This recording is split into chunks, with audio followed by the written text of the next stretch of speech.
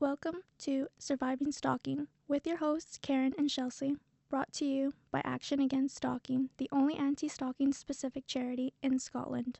The charity was created by a stalking survivor to encourage and empower others to speak out against stalking, seek support, and change the narrative around stalking.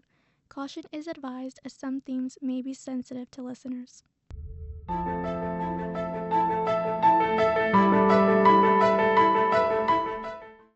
This episode has a guest host, Anne Moulds.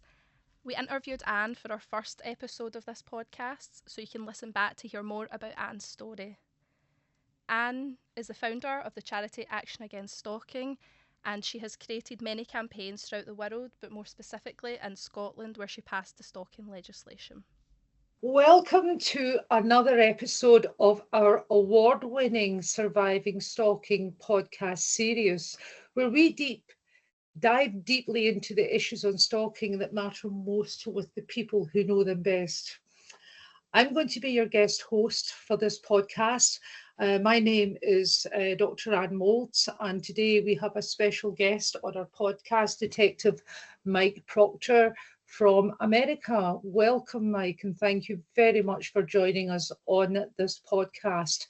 Just to give you some background to how I got to know Mike, it would be I would say, about 15 years ago. My good friend and colleague Hamish Brown introduced me to Mike when I first launched my campaign, Action Scotland Against Stalking, and that was to have stalking introduced as anti-stalking legislation into criminal law starting in Scotland, which then led the campaign onwards into England and Wales, across Europe, and with the final frontier being Northern Ireland.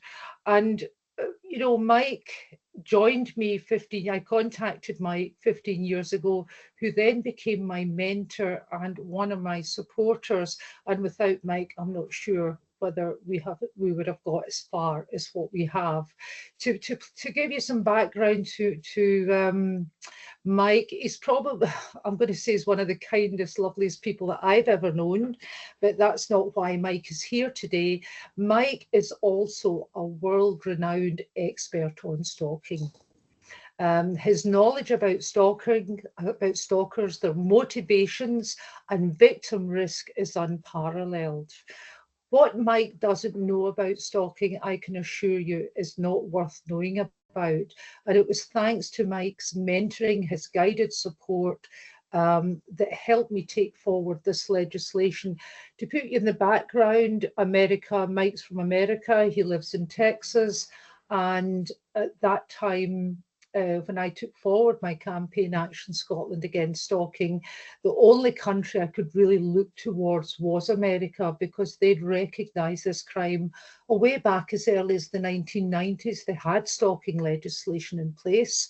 I was a newbie on the block, trying to weave my way through this matrix of legislation, of parliamentary procedure and process, and trying to bring in an absolutely new concept within the UK. Stalking was a new concept. It was only ever used as a layman's term. We had no such thing as stalking. So here I was, catapulted into this matrix that was unknown to me. Mike became my mentor and guided me through stalking legislations, the ins and outs, all about stalkers, really everything I need to know. And what I will say about Mike, and I'm still going to thank you very much, whenever I dropped you an email, you quickly came back to me. You came back to me with the information that I needed at that time. Mike began his career as a high school teacher and coach before joining law enforcement in 1972, and a highly distinguished career until 2004.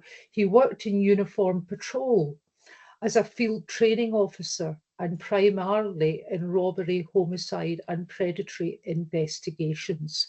Since 1991, he has focused on stalking, becoming a pioneer in the field. He has trained numerous police departments, victim advocates groups, and educators, and authored two influential books, How to Stop a Stalker and Antidote for a Stalker.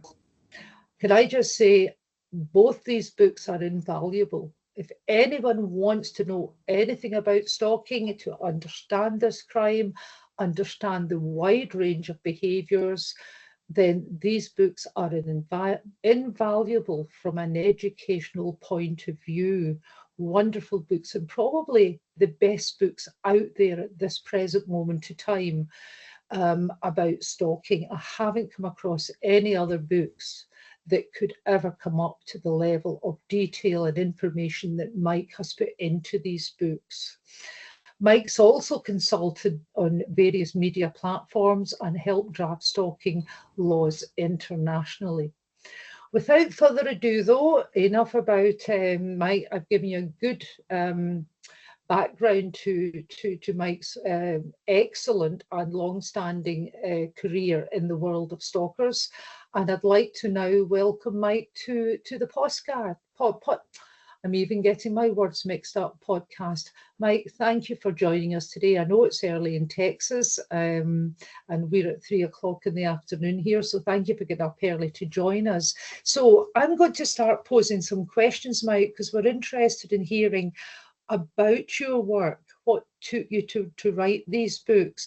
But the first thing I've got to ask you is this nickname that you have, this interesting nickname called the Duck.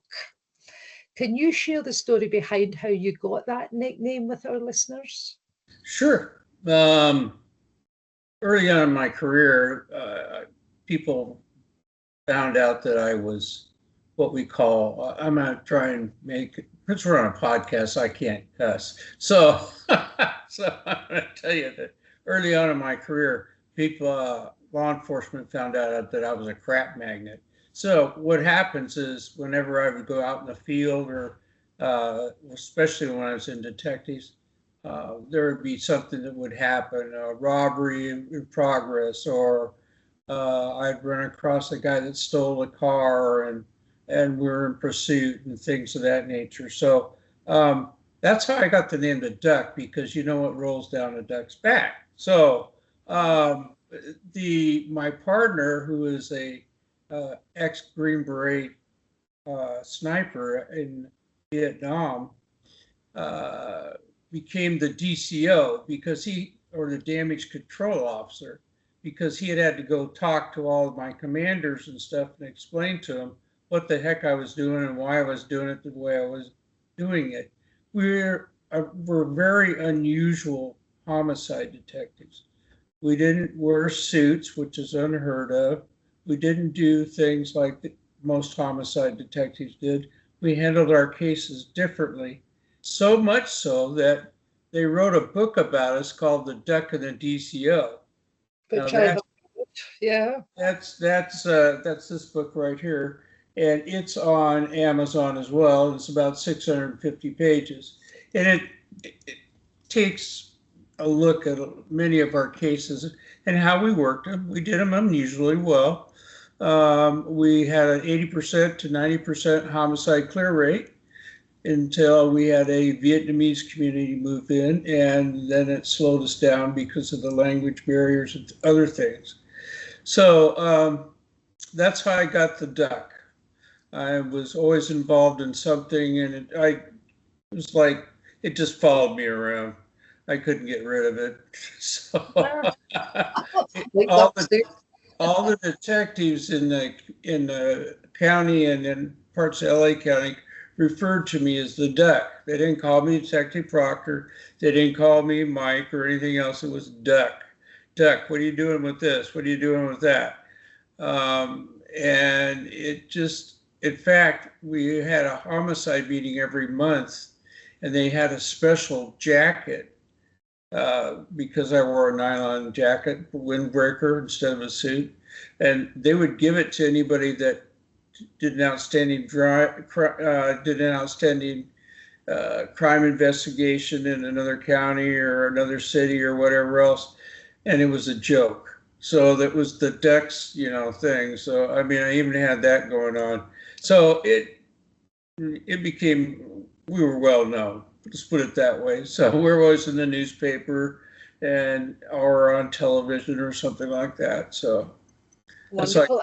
And you know, there was something you said there, Mike, that just clicked in my mind there, that you didn't follow the same, you were different detectives. You did things slightly differently. And I'm wondering if that's where the strength in becoming one of, you know, the top investigators for stalkers came in, because you were able to think outside the box. When we first started working stalking, we probably had the second stalking case in the world that we investigated, and it lasted for over 2 years. That particular stalking, that particular stalker was profiled on America's Most Wanted, and I arrested him over 3 times, and then I ended up having to fly back to Tuscaloosa, Alabama, in 20,000, and and testify in his homicide trial because he'd murdered somebody in Alabama. And they contacted me because I had a 700-page book on this individual, which is very unusual for stalking cases, but that's what we did. We kept books similar to homicide books. And we learned early on working stalking that we needed a protocol, a set protocol in stalking, which most law enforcement agencies, in fact, no law enforcement agencies that I was aware of had. So now it's a 20-page, extended out to be a 20-page protocol, which Well, leads you down the road on how to work a stalker. And stalkers are not easy to work. They no. take time. So we stalked the stalker. And we eventually had a unit which was called the Family Protection Unit, which had a stalking detective, a sex crime detective, and a domestic violence detective. And we were all cross-trained in various genres. So I cross-trained everybody in stalking. And when we worked a stalking case, we worked together as a team. And that was very important. Now, most law enforcement agencies, especially small ones, don't have that availability. They just don't have the time. When I talk to them, and I talk to a lot of them on a monthly basis, I get the same thing. Well, we don't have time to work that thing, Proctor, like Yeah. that. We just don't have the time. And most of the time they don't. Now, give you an example. We have 13.5 million people stalked in the United States annually. All right. Out of that, about only 5 to 16% of those are ever worked as a stalking case, ever filed as a stalking case. And that's terrible. But And I'm wondering, Mike, because it's interesting, because when we look at the United States, are you saying that was more federal law that covered all the states and it was a unified response? Because it's the one problem we've got here, with the different jurisdiction between Scotland, England, and Wales. We don't have a unified response per se. We're not far off it, right enough, but we're working with different police forces. How did that work in America then, or were you just more or less tied to the state that you were in? well, I was in California. And California had the first stalking law, came to fruition in 1991, like you said. And at that time, no one had ever prosecuted a stalking case or investigated a stalking case. LAPD had an individual that was an auto theft detective, and he got a stalking case, and he wasn't really sure how to work it, but he did a good job. Um, the When we got the case, we were in homicide, and our sex crime investigator had gone to a training session in California on the new laws. We didn't have time. We were so busy working other cases, robbery, homicide. So she said, Duck, why don't you look at this case, at the new law? And it fit perfectly with what we had. So we helped the woman that we had that was being stalked. And what happened is she got on our radar in homicide was that the stalker had called an insurance company and said that he had been hired to kill this woman's husband. And of course, that wasn't true. He was just messing with them. Yeah. And that's why we talked to her, because it could be a possible homicide. We wanted to stop it. Now, we had stalking homicides up to the point that we started working stalkers. Because, and after that point, I will tell you that we never had another stalking homicide as long as we were made aware that the stalking was transpiring. So when we found that out, we went out and nailed the stalker. And we went after them, he or she, because we have female stalkers as well. He or she, we went after them with guns roaring, because we wanted to put as much felony crimes on them as we could. For example, in California, if you enter any four-walled structure with the intent to commit grand or petty theft or any other felony, and stalking at the time was a wobbler, it could be a felony or a misdemeanor, depending on what the prosecutor wanted to do. But if you go inside, we had a stalker that would go into a house, and he would have not a video recorder, but a audio recorder. He changed the tapes and the batteries in it when he went into the house of this victim when she wasn't there. So every time he went into that house, that was burglary. Yeah. So that's another felony we tacked on to him. To answer your question, yes, we have federal stalking laws, but you have to, what we do oftentimes is we work within those confines, and sometimes the feds will not assist you with your stalking case, only if it's interstate or something like that. So, and oftentimes they may not take it if they think you can still work it or whatever, they don't have the time or whatever happens. But so I ended up training throughout the United States. I started traveling and teaching over the years, and or on a Zoom call, just like what we're doing now, or but I have an extensive PowerPoint presentation that we use on that type of thing. So we started training people, and we started training DAs, because no one knew anything about stalking. They didn't know how to work it. Once they started working them and the DAs got better at that, then we started getting better on our cases. We had our own in-house district attorney. You have to understand that. In our family protection unit, we had all those detectives, and we had our own in-house district attorney. So we filed all of our cases with him, all of our search warrants with him, all of our anything with him, and that helped us a great deal. So you need a team.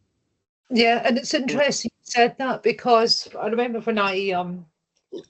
when we got our stalking laws through in Scotland and then England and Wales, that was the same scenario on a much lesser scale, Mike, without a doubt, looking at UK to the size of America, but no one seemed to have any idea about stalking. So I was the one that went out and trained. I trained the police, trained the Crown Office, delivered training to the NHS, to, just constant out delivering training. I was the only person out there delivering training. And when Northern Ireland brought their stalking legislation it was 2022, if I remember right, they brought in their anti-stalking legislation, and I spent 2 days training the senior procurator fiscals in preparation for that piece of legislation getting royal assent and then becoming enforceable. So I suppose I did roughly what you did in a much lesser scale, but then you didn't have the information I had at that point on different levels. But going on to the next one, because when you wrote your book's fantastic, Antidote to a Stalker. Have you got one there to hold up, Mike? Sure, I'll look for it right here. Look, on Amazon, I really can't recommend this book strong enough.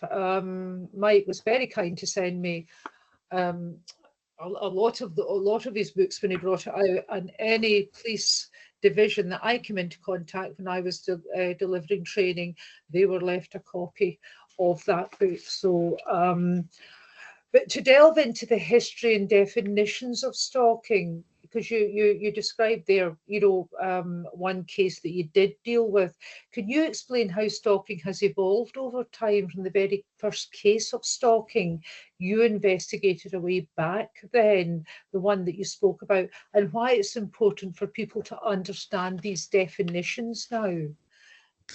Well, the situation was that most people thought a stalking law was brought to fruition in California because of celebrity stalking that was transpiring.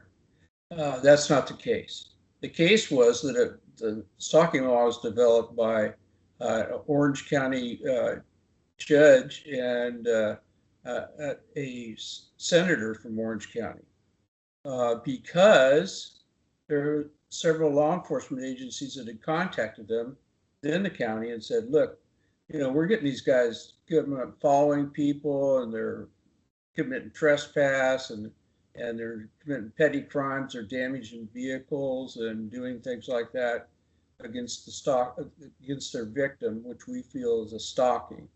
And that's how the word came up. And that's how it was coined. But it was the actual law came to fruition because they went and got the law, because there were several homicides that had occurred from these stalking issues.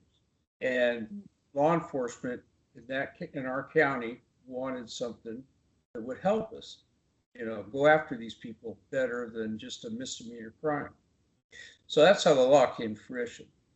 So again, like I said, after the first stalking case or first two stalking cases that we had, we were on television, America's Most Wanted. 2020 did a whole special on us with the about our stalking victim, who recently died, by the way, in prison, they were very elated about that because he'd been stalking so many people. Because most people don't realize that stalkers will stalk other victims, but not at the same time, because that's their proclivity. That's how they do things when they're in a relationship and that relationship breaks off for whatever reason.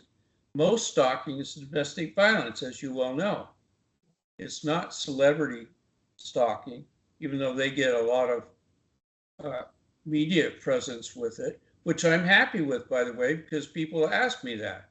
Because anytime you get a lot of information about stalking out, I'm happy about it. That's why I wrote this book. Over here, certainly stalking was synonymous with domestic abuse, which I do understand. It's one of the largest typologies. But the most recent Scottish Criminal Justice survey figures highlighted that the 42% of victims who responded to the survey did not know who their stalker was. And so we're now talking of the rise of the stranger stalker becoming, whether it's because of the internet that's allowed that to happen. But here's another typology that's actually coming up the line. Whether it's because stalking is becoming well known, the different type of typologies, stalkers and typologies are becoming well known, better recording, better identification, but there's certainly, we're starting to see acquaintance stalkers come, the prevalence, and the stranger stalkers as well. So it's going to be interesting as we move on. Recording gets better, more and more people come forward. What are going to be the largest typologies soon? And will they vary across demographics? It's going to be an interesting journey to watch how this plays out with us. Things change, and you've done an excellent job of going with the change and getting it out to your folks, because I've watched in 2012 we were working on getting that stalking law in your country set up, and I enjoyed working every moment with you. But now you're in 2019, you got SPO, which is stalker protective orders out there and things of that nature. So you're progressing. So that's a really good thing. And it's a crime that you have to keep your fingers on.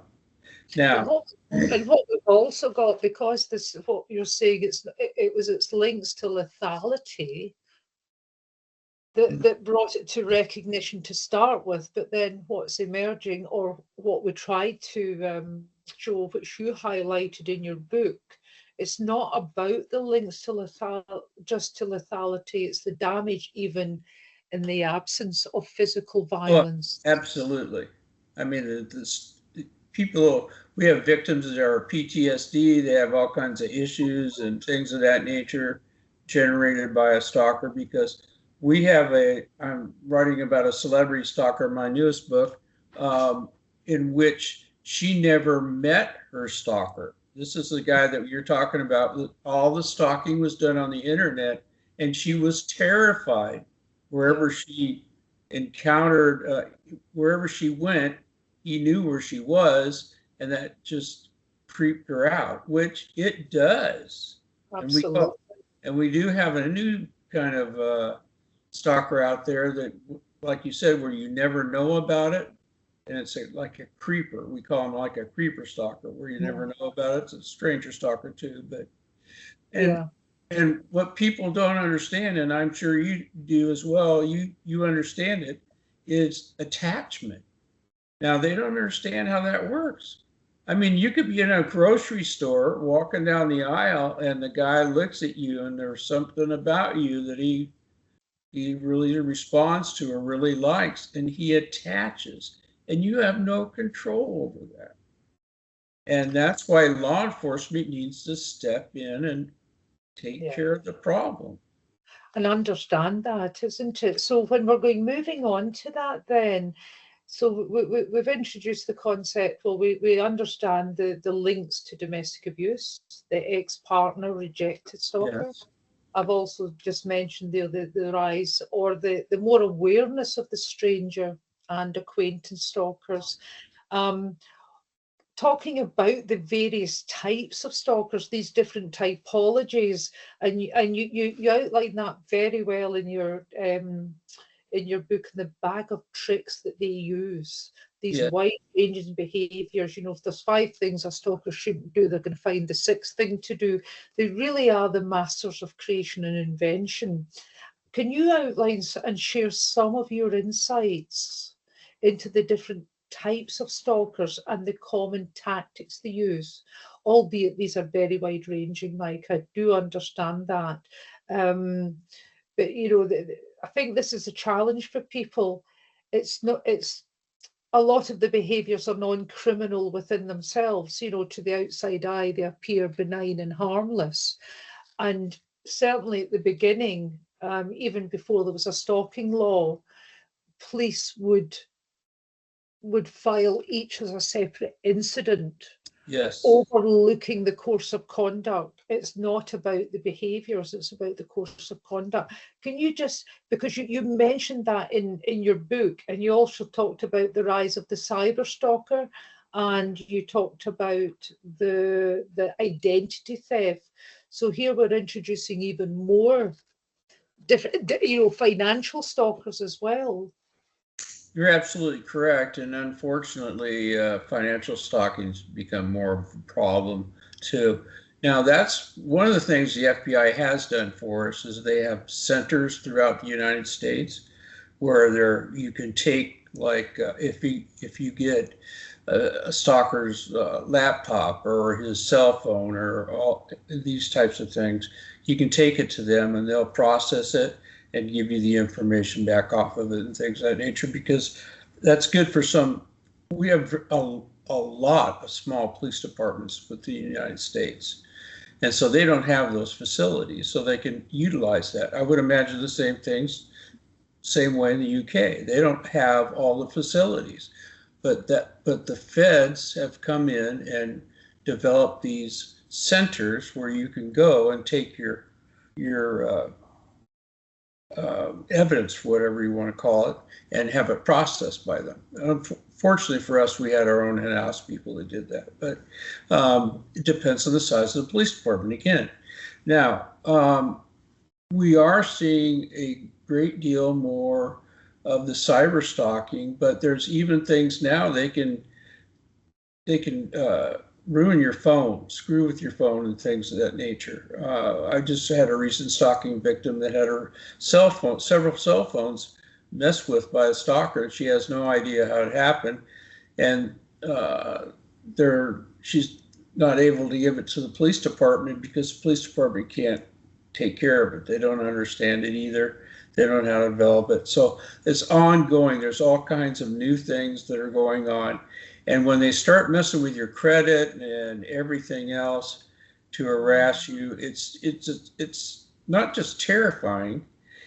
It causes you so much stress because you're busy trying to take care of everything they're doing to you. So that's an issue that we have.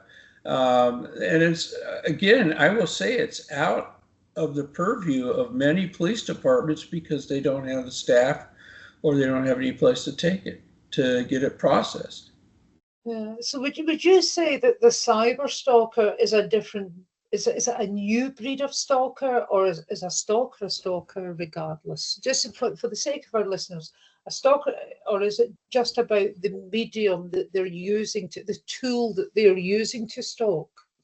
Yeah, it's a tool that they're using, and I think a variety of stalkers use that tool. Now, most people think stalkers are stupid or something. They're not. Most stalkers have a pretty good IQ, or they're pretty intelligent that we've run across. Now, of course, we run across people, stalkers that are, we can't figure out why they're doing what they're doing. We very unusual cases, of course, but the internet's there and they're going to use it. They're going to search you. They're going to find everything they can. Unfortunately, the internet's a good thing and it's a bad thing. And that's the problem we have. So I would say the vast majority of stalkers that we are encountering now, not when we first started in the 90s, they weren't doing it as much, but we are encountering now, they do searches and they keep logs and ledgers on the victim in their computers oftentimes. And so that's why it's good for us to get the computers. But, have you seen the size of a computer you can get now that you can't necessarily locate stuff? You can get, they're about like this, that can do all the work, and you run it to a screen, but it does all the work and things of that nature. So it's really hard for us to keep up. That's what I'm trying to say. Yeah, so it's not really a new stalker. Well, you're saying the word cyber stalker, but I'm wondering if the terminology we should be using is not cyber, because that's giving the impression it's all about computers and the internet, but it's actually about mobile phones as well, isn't it? It's using any technology, GPS, etc. Oh, yeah. Cyber stalking a misleading term? Should we be using technology supported stalking? Would that be a better one, rather than actually naming the stalker as a cyber stalker? Is that a misleading term? That's Well, what I'm asking. you can use a variety of terms to label a stalker. You just have to know how to work it. But to give you an example, you're talking about GPS and things that along those lines. We have stalkers that you can buy so much stuff on the internet you can get a GPS tracker and you can stick it on it, just tap it up underneath a vehicle's body frame, and you can track people. And that's why we get victims that say, he knows every place I go, I don't understand it. Well, that's why we now put in the protocol, you have to do a complete vehicle search and sweep for things like that, because they're using that all the time. So it's not really a cyber stalker then. It really is more technology assisted stalking, isn't it? Probably. Yeah, that'd probably be a good word.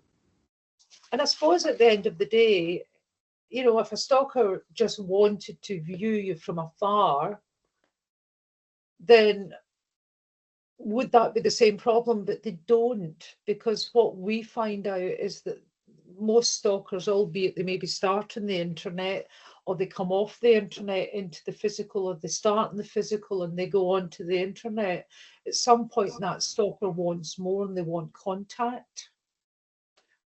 Do you find that have you found Well, that in your as you experience? well know, you've been a stalking victim. They do. They want more contact. Want And more contact? and in your case, it was close contact, Mm-hmm. very close. And that was very disturbing. And it was a big surprise for you when you found out who your stalker was. So, and those are things that we run across. I mean, we go to a victim's house and someone's written on their mirror or TV screen or something about them. And how do you think, as an individual, be it a male or female, how do you think you feel that you've been violated when someone's come into your house and been searching around your house and you have no idea who it is? Or It's and very, it's extremely frightening. and And that's my experience, that they don't want to stay online. They want to move on to the physical, which is what makes stalkers dangerous. And yes, not knowing when they're going to shift from the cyber into the physical reality. That's the danger point for the victim. it is. But you have to also understand that do have stalkers that never make contact. They just continue to stalk Yeah. the internet. So um, uh, each stalker is different, and you know that. And you, Everyone's so different, isn't it? There's not yeah, a standardized profile of a stalker or what they're going to do. And I think that's what your book's been trying to highlight, that they present in so many different ways that you can't, they don't tick the same boxes. That's what I'm saying. that's And you're correct. trying to And say that. that's why we stalk the stalker. You have to go in their background. You have to research them. You're going to find other victims usually when you do that research, which is very helpful when you're prosecuting these individuals. So I would say our average crime report on a stalker is about 200 pages. And most law enforcement just go, well, what? I mean, we do that for a homicide maybe, but not a stalker. I said, well, you've got to start doing it for a stalker. And when you do that, you open up a whole new outlook on that individual. You find out all kinds of stuff, and it helps you when you're going after them, what to charge them with, and how to interview them when you got them in custody. So, these are things you got to do, and if you don't, you're letting the victim down, and I don't do that. Because one of the aspects is, reading your book, the success that you have had with investigating stalkers and taking them to prosecution. One of the challenges we have here, and I don't know where it is, how it sits in America, is that we still have a low prosecution rate for We stalkers, do. a high detection rate, a high investigation rate, but the prosecution rate is still far too low relative. Is that about the same in America? Yeah, like I said, only 2 to 16% of the cases are ever investigated as a stalking. And you don't know how well they're prosecuted, and hopefully the prosecutor has to have knowledge of stalking. When I first wrote the first book I wrote, I took it to every judge and every prosecutor within our jurisdiction, and I gave them a copy so that they were happy. They read it. They got up to speed, and we had more. It was a beneficial process for us. You have to make them aware that this is such an issue. And I got so tired of being the expert witness, I'm telling you. So it's the point. I'll give you an example. I had two LA County DAs contact me, and they wanted me to work cases for them because their investigators weren't picking up on it. So I said, fine, I'll work the cases for you, and I'll give you what I can, but I got one requirement. And they said, what's that? And I said, you have to sign a paper that says you won't bring me into court to testify as an expert witness. And they begrudgingly signed the paper for me, and I investigated both of their cases and got felony convictions. So, because the investigators didn't know, it's not that they're stupid, it's not that they didn't want to know, it's not that they didn't want to help, they just didn't have the training. So that's how I got through on the case. The training's big. Training is very big. You have to get, you said your prosecution rate isn't up. Well, you got to train them. You said you got to train the investigators. I guarantee you, if a prosecutor in your country, I don't care what country it's in, if they get a report that's laid out neatly, 100 pages, 200 pages, whatever, and it's in, it has a, an entry where you can go and look in the front of the book, and you can go to each one of these little tabs that you got in the book, and that lays out the whole case for them. And they use that in our prosecutors use that book in court to run their case. Because you look at that, you ask that question, this crime, that question makes it really easy for them. So we give them a whole book, tabulated, table of contents, everything else, and they were happy with it. They loved it. They weren't getting anything like this. I wish we had that here. Well, you've done such a good job at training, but that's what you have to do.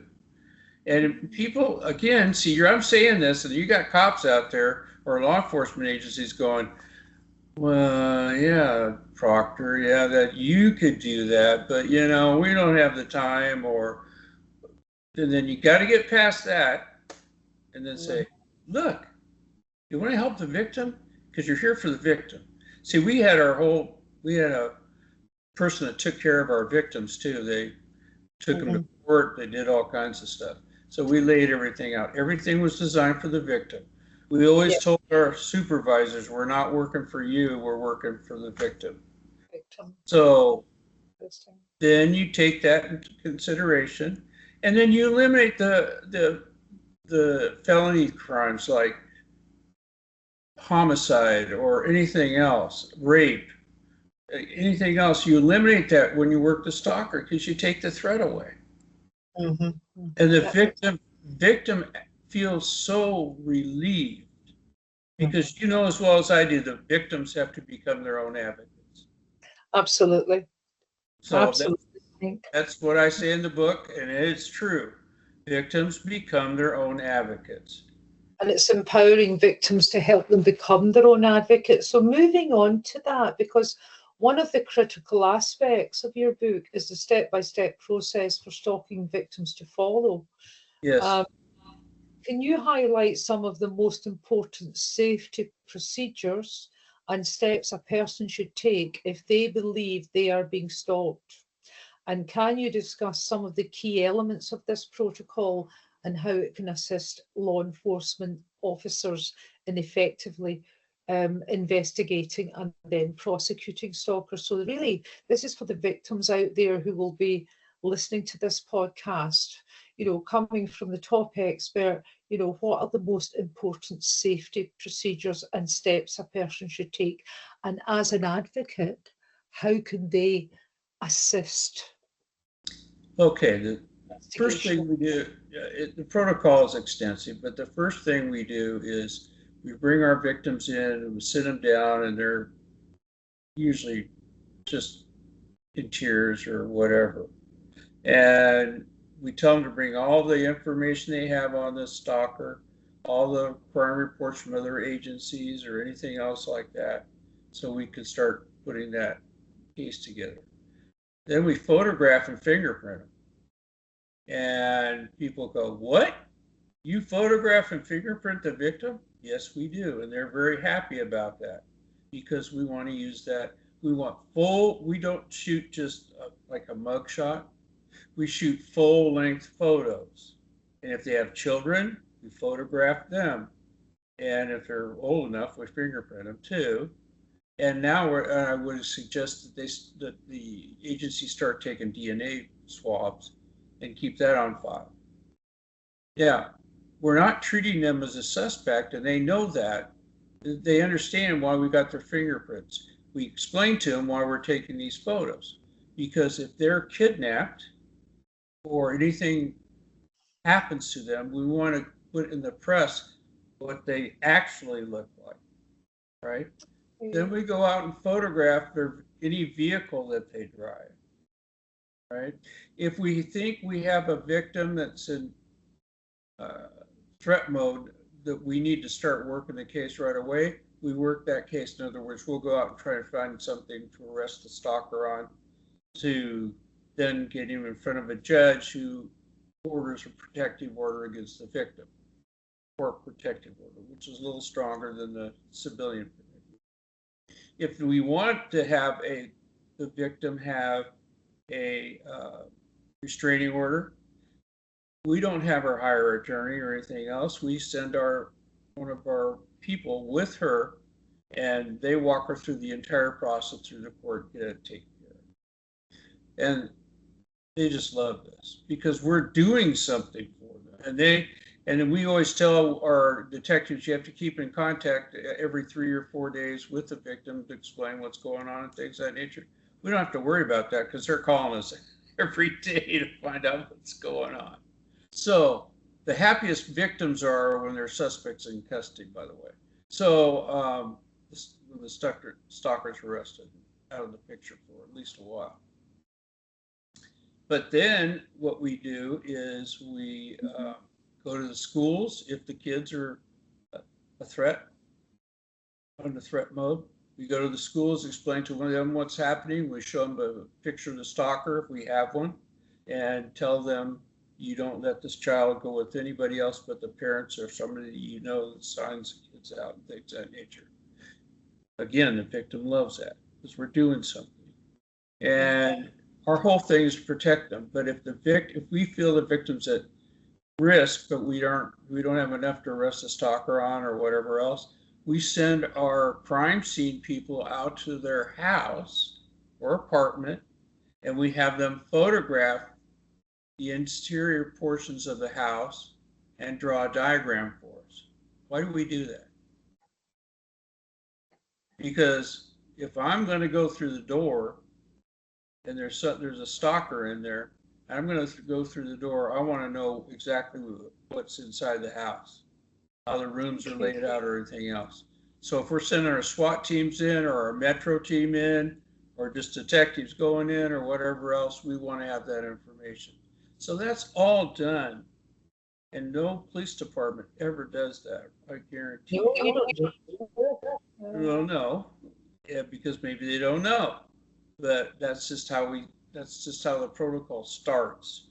I'm not going to go through the whole protocol. But Yeah. we didn't give the victim a sheet. Mm-hmm. Anytime something happens, she's supposed to write it down for us, and then when she contact us, we have that information.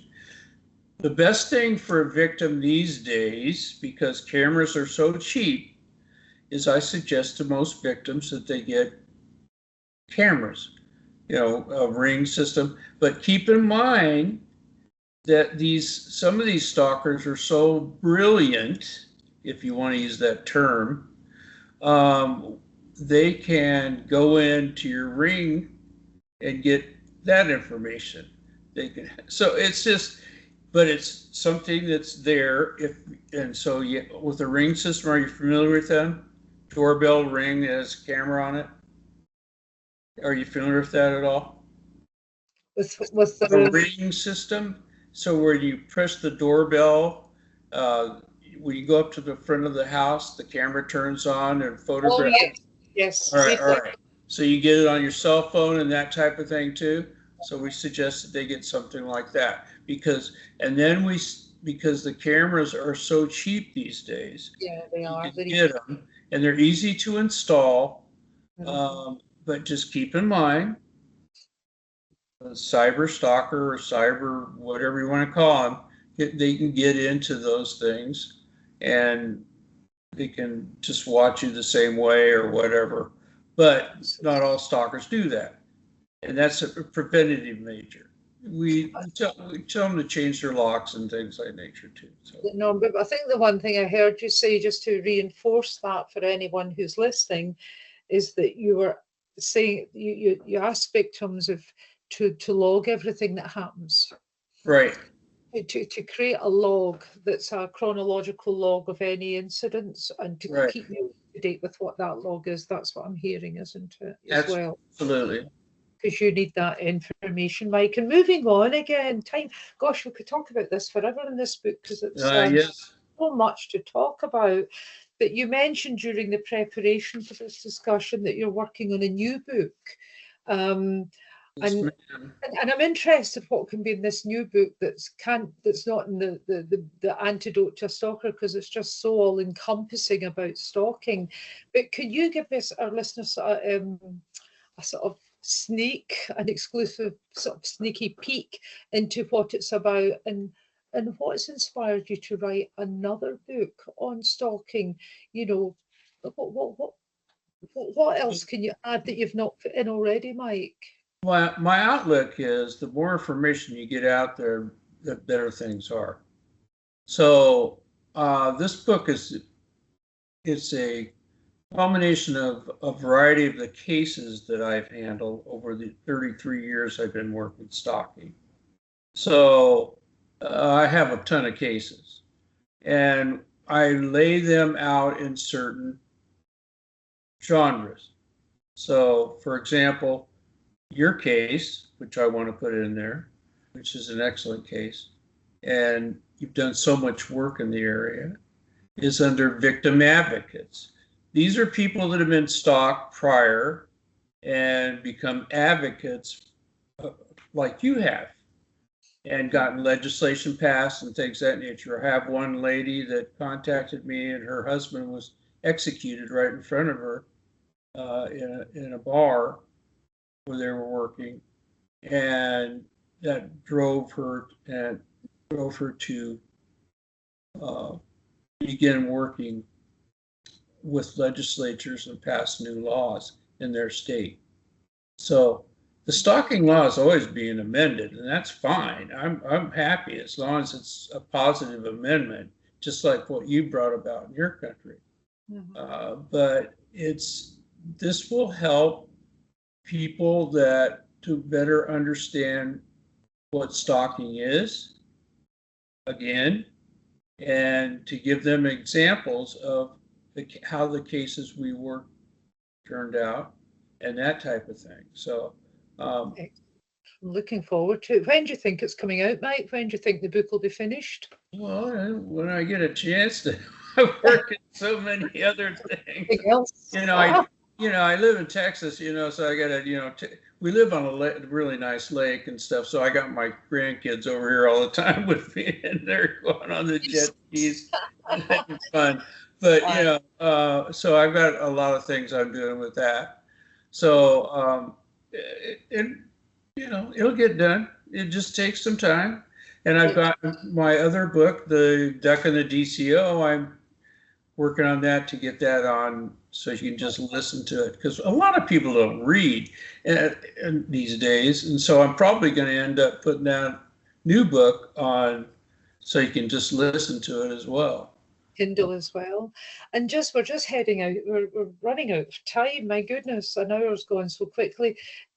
We're going to have to finish just in the next minute or two, Mike, with the podcast. Is there any message you would like our listeners to be left with?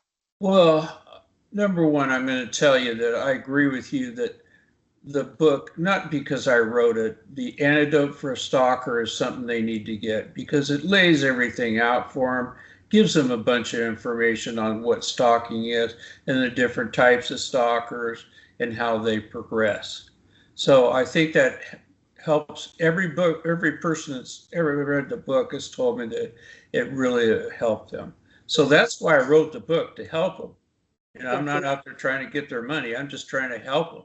So they need to get a copy of the book. Now, Could you hold that book up one more time just for our listeners, Mike? And where can they Sure. access this book?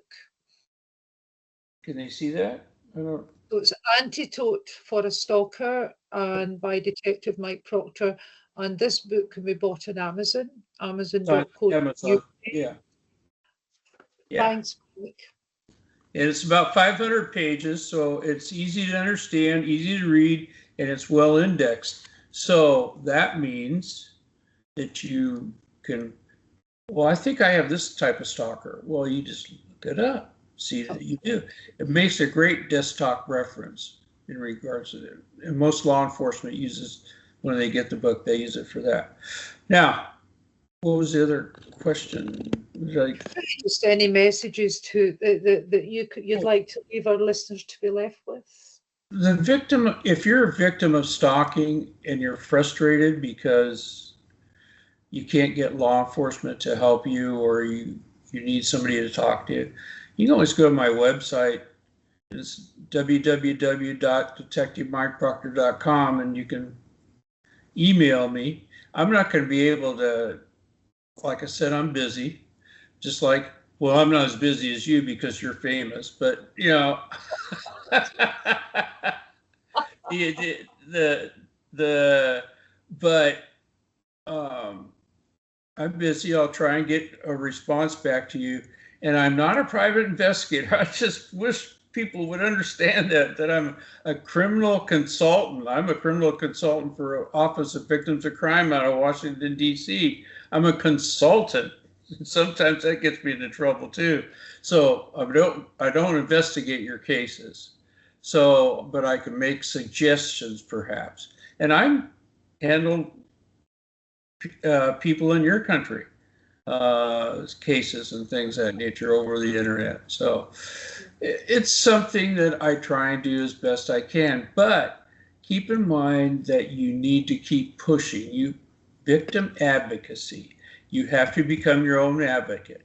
Now, what I will tell you is when you do contact law enforcement, I don't know how it is in Britain or the UK, but when you get some officer that comes out to your house that's not trained in stalking or anything else, and you try and explain things to them, you say, fine, take whatever report you're going to take and try and help me.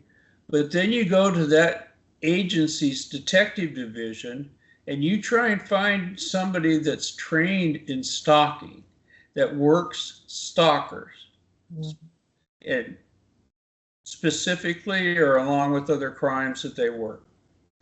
And you try and get in contact with that individual and sit down with that person and talk to them, because you're going to have more of a chance of getting your case investigated if you do that.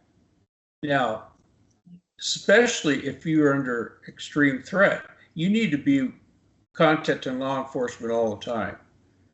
And hopefully they'll understand your situation. I don't know what else to tell you. There's not much else you can do as a victim, except for, like I said, keep a log of all the things that transpire. And in the book, it explains what you need to do.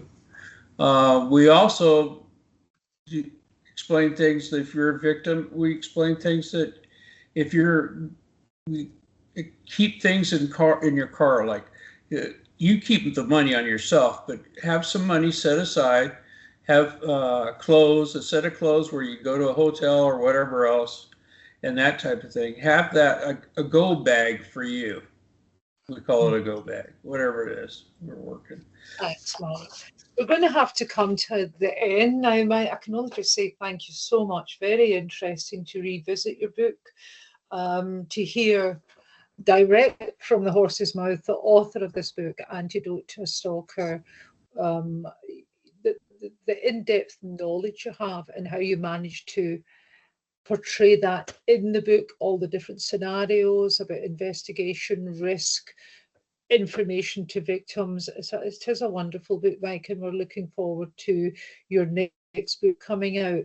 For any listeners who are being stalked, if you're looking for any, Mike's offered his email contact details. Look at because remember, Mike is a consultant.